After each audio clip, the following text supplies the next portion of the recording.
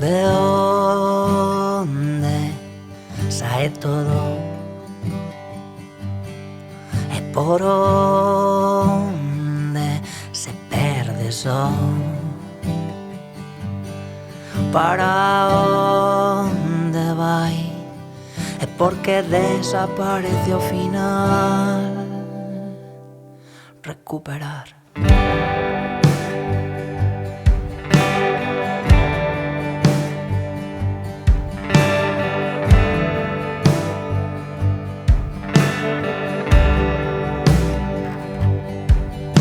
De onde veñen eles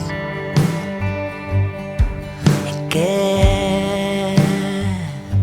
é o que queren. Porque aguantar tantas cousas que fan tan mal. Recuperar e condenar.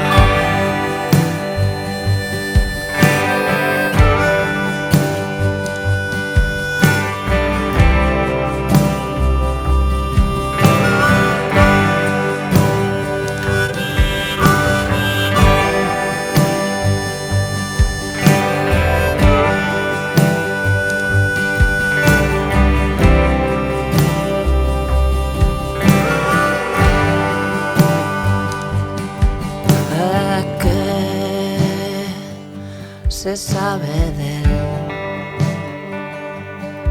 ¿por qué tanto confiar en él? Se ninguén o viu, non se sabe de onde saiu, nin se existiu, nin se existiu.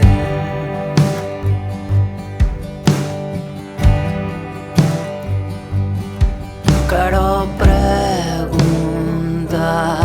por que isto sempre queda atrás e sen contestar. Recuperar.